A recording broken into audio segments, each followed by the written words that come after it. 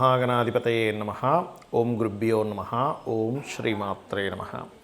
పరమేశ్వర స్వరూపమైనటువంటి జ్యోతిష, వాస్తు మరియు ఇతర అనేకమైనటువంటి శాస్త్రములను మనకు అందించినటువంటి మహర్షులకి నమస్కారం. హయగ్రీవ హయగ్రీవ హయగ్రీవేతి యో వదేత్ తస్సనిసరతే వాణి జహ్నుకన్యా ప్రవాహవత్. అరుణాం కరుణాతరంగితాక్షీం ధృతపాశాంకుశపుష్పబాణచాపాం అనిమాదిభిరావృతాం మయూకైః అహమిత్యేవ విభావయే భవానీం. శ్రీమాత్రే నమః. ప్రేక్షకులందరికీ కూడా ఆ లలితాంబిక అమ్మవారి యొక్క అనుగ్రహం పరిపూర్ణంగా కలగాలని మనస్ఫూర్తిగా కోరుకుంటూ మనం ఈరోజు చెప్పుకోబోయేటువంటి టాపిక్ ఏమిటి అంటే, చాలామందికి చూడండి అసలు లైఫ్లో ఏది కూడా ముందు కదలట్లేదండి. అది చదువు కావచ్చు, వివాహం కావచ్చు, ఉద్యోగం కావచ్చు, వ్యాపారం కావచ్చు, అనేకమైన సమస్యలు, అప్పులు కావచ్చు, ఇవన్నీ ఉన్నప్పుడు 7 వారాలు గ్రహ ఆరాధన, దేవత ఆరాధన ఒకటి ఉంటుంది. అంటే ఇప్పుడు చూడండి, మనం ఒక్కోసారి స్కానింగ్స్లో మొత్తం చెకప్ అండి, బాడీ చెకప్ అంటాం. అంటే ఏమిటి, బాడీలో ఎక్కడ డిఫెక్ట్ ఉందో తెలుసుకొని ఆ చెకప్ ద్వారా దాన్ని క్లియర్ చేసుకుంటాం. అట్లాగే మీ యొక్క జన్మజాతకంలో ఎక్కడ ఎటువంటి దోషమున్నా తొలగించేటువంటి ఒక ప్రక్రియ ఇది 7 వారాలు చేసుకోవాలి. 7 వారాలు ఏ దేవతను ఆరాధించాలి, ఏ గ్రహాన్ని ఆరాధించాలి, ఎటువంటి పరిహారం చేసుకోవాలనేటువంటి విషయాన్ని ఇప్పుడు మనం చెప్పుకుందాం. అదేవిధంగా ఎండింగ్లో నేను మీకు దీనికి సంబంధించిన కొన్ని కండిషన్స్ కూడా చెప్తాను, కాబట్టి వీడియో ఎండింగ్ వరకు చూడండి. ఇక సోమవారాలు ఏం చేయాలో చెప్తాను నేను మీకు. సోమవారాలు చేయవలసినటువంటి విధి విధానంలో ముఖ్యంగా సోమవారాలు చేయడం వల్ల మీకు కలిగే ఫలితాలు చెప్తాను. ముందుగా మానసిక రుగ్మతలు తొలగుతాయి. కొంతమంది చూడండి మానసికంగా చంచలంగా ఉంటూ ఉంటారు, ఆ యొక్క రుగ్మతలు తొలగుతాయి. అదేవిధంగా అనవసరమైన ప్రయాణాలు ఉంటాయి సార్, అనవసరంగా అక్కడికి ఇక్కడ తిరుగుతున్నామండి, ఏ ప్రయోజనం లేదు, డబ్బులు ఖర్చు అవుతున్నాయంటారు. అనవసరమైన ప్రయాణాల ద్వారా జరిగేటువంటి నష్టం తగ్గుతుంది. తల్లిగారికి ఏదైనా అనారోగ్య సమస్యలు ఉంటే కూడా తొలగుతాయి. మరియు కొంతమందికి బ్రీతింగ్ రిలేటెడ్ ప్రాబ్లమ్స్ ఉంటాయి, లేకపోతే కంటికి సంబంధించిన ప్రాబ్లమ్స్ ఉంటాయి, మానసికమైనటువంటి రుగ్మతలు ఉంటాయి, ఇటువంటివి తగ్గుతాయి. మరియు కొంతమందికి చాలా తక్కువ రేర్గా ఉంటుంది, కోటిలో ఒకరికే ఉంటుంది, అదేంటంటే తల్లితో కూడా శత్రుత్వం ఉంటుంది కొంతమందికి. అటువంటి వారు కూడా ఈ సోమవారం సంబంధించినవి చేసుకోవచ్చు. అయితే ఏమేం చేయాలి? ముఖ్యంగా చంద్ర ఆరాధన చేయాలి సోమవారం. అంటే ఏంటి, చంద్రుడు డైరెక్ట్గా కనిపిస్తున్నప్పుడు చంద్రుడికే నమస్కరించుకోవచ్చు, లేదా నవగ్రహాల్లో చంద్రగ్రహం దగ్గర దీపారాధన చేయాలి. ఒకటి. రెండవది, సోమవారాలు ముఖ్యంగా రాజరాజేశ్వరి అమ్మవారి యొక్క అష్టకం చదువుకుంటూ ఉండాలి, లేదా అన్నపూర్ణ అష్టకం చదువుతూ ఉండాలి. రెండవది. ఇక మూడవది ఏమిటి అంటే, వీలైనంత మటుకు సోమవారాలు బియ్యము దానంగా ఇవ్వండి. దానం పుచ్చుకునేవారు ఎవరు లేరండి అంటే బియ్యపు పిండి అయినా గోవుకి తినిపించవచ్చు. గోవు లేదు, దానం పుచ్చుకునేవారు లేరు, ఎవరికైనా ఫుడ్ తినడానికి ఎవరికైనా సరే ఇవ్వచ్చు. మీకు ఒకవేళ మీరు వేరే కంట్రీస్లో ఉన్నారు, అప్పుడు ఇండియాలో ఉన్న వాళ్ళతో మీరు ఆ దానాన్ని ఇప్పించవచ్చు. మీ తల్లి, తండ్రి, తమ్ముడు ఎవరో ఒకరు ఉంటారు కదా, రిలేషన్, జీవిత భాగస్వామి కూడా ఉండొచ్చు. ఒక్కోసారి వీళ్ళు విదేశాల్లో ఉంటే వాళ్ళ జీవిత భాగస్వామి ఇండియాలో ఉండొచ్చు, వాళ్ళతో అయినా ఇప్పించవచ్చు, పిల్లలతో కూడా ఇప్పించవచ్చు, తప్పేం లేదు. రైట్. ఇక అదేవిధంగా ఈ యొక్క చంద్ర ఆరాధన చేసేటప్పుడు ముఖ్యంగా మీరు గుర్తుపెట్టుకోవాల్సింది ఏంటంటే, చంద్ర ఆరాధనలో మీరు ఇంకొకరికి ఏమీ పెట్టకుండా తినకూడదు, ఇది నియమం అన్నమాట. అలాగే వీలైనంత మటుకు చంద్ర ఆరాధన చేసే రోజు తెల్లటి వస్త్రం కట్టుకోండి.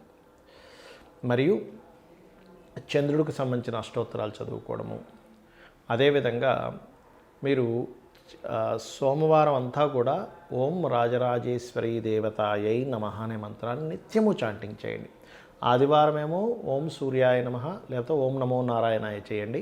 సోమవారాలు ఓం రాజరాజేశ్వరి దేవతాయై నమః, ఓం చంద్రాయ నమః అని కూడా అనుకుంటూ ఉండొచ్చు. ఇది కనుక చేస్తే ఏమవుతుందంటే, మీకు ఇందాక నేను మొదట్లో చెప్పినటువంటి దోషాలు మీ జన్మజాతకంలో ఎక్కడ ఏ రకంగా ఏర్పడినా కూడా ఖచ్చితంగా తొలగించడం జరుగుతుంది. ఇక అదేవిధంగా కొంతమంది గోవులకి కొంచెం నీరది పెడుతూ ఉంటారు, గోవులకి నీరు పెట్టచ్చు. కుండలో నీరుని 7 సోమవారాలు కూడా కుండలో నీరుని పెట్టి నీటితో సహా దానంగా ఇస్తూ ఉంటారు, అదొకటి చేయొచ్చు. అలాగే తెల్లటి వస్త్రాలు కూడా దానంగా ఇవ్వచ్చు. బియ్యం అయితే ఆల్రెడీ చెప్పాను, బియ్యం దానంగా ఇవ్వచ్చని. సోమవారాలు అమ్మవారికి పాయసం, సోమవారాలు అమ్మవారి ఆరాధన చేసి పాయసం నైవేద్యంగా పెట్టండి. దీనివల్ల ఏం జరుగుతుంది అంటే, మీకు సోముడి యొక్క పాజిటివ్ ఎనర్జీ పెరగడమే కాకుండా మీ జన్మజాతకంలో చంద్రుడు కేమద్రోమ యోగము అంటారు.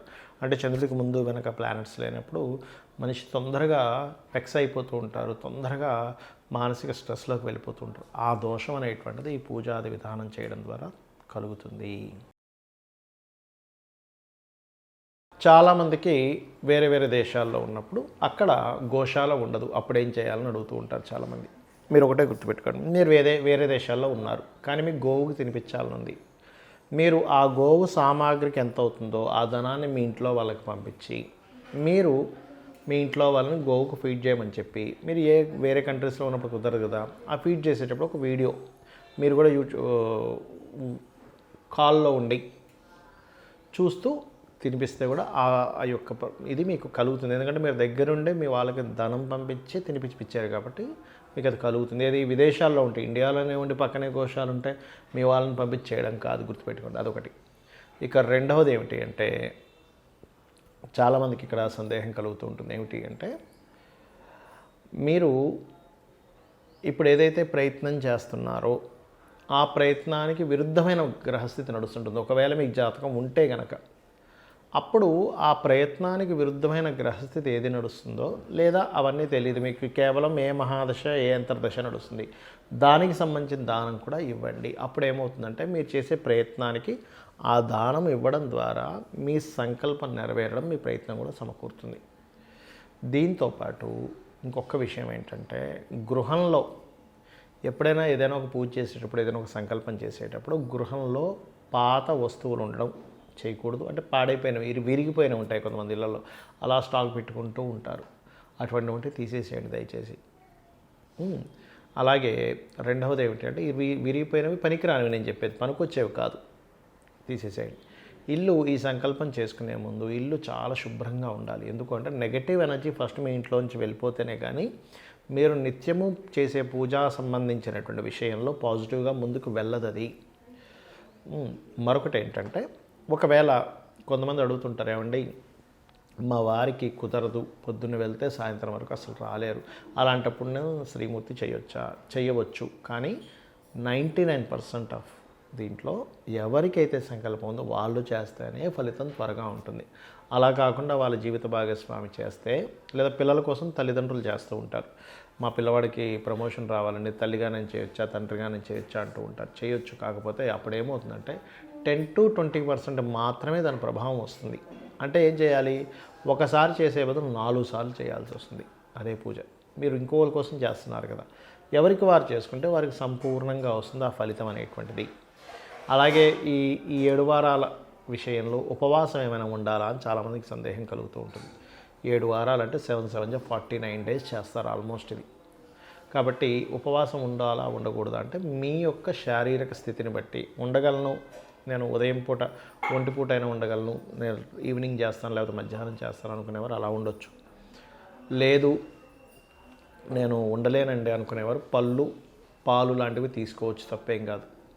ఇంకోటి ఏంటంటే, ఈ యొక్క పూజ చేసే క్రమంలో మీరు వీలైనంత మట్టుకు అతిథికి భోజనం పెట్టే ప్రయత్నం చేయండి. ఒకవేళ అతిథి మీ ఇంటికి రావట్లేదు, దగ్గరలో మనకి ఆలయంలో బిచ్చగాళ్ళు భిక్షాటన చేసుకునే వాళ్ళు ఉంటారు, వారికి చక్కగా ప్రసాదం కావచ్చు, లేకపోతే ఏదైనా ఒక అన్నం కలిపి అన్నము కూర ఉన్నటువంటివి తీసుకెళ్ళి వాళ్ళకి దానంగా ఇవ్వండి. ఎందుకంటే ఏ పూజలో అయినా అతిథికి భోజనం పెట్టడం లేదా ఎవరికైనా దానంగా ఇవ్వడం చాలా ప్రధానమైనటువంటి అంశము. అప్పుడు ఆ పూజ బాగా ఫలిస్తుంది. కాబట్టి ఇవి చేసుకొని మీకున్నటువంటి సమస్త గ్రహ దోషాలని, సమస్త దేవత లేదా పితృ మాతృ సంబంధించినటువంటి శాపాలని తొలగించుకుంటారని చెప్పి కోరుకుంటూ శ్రీమాత్రే నమః.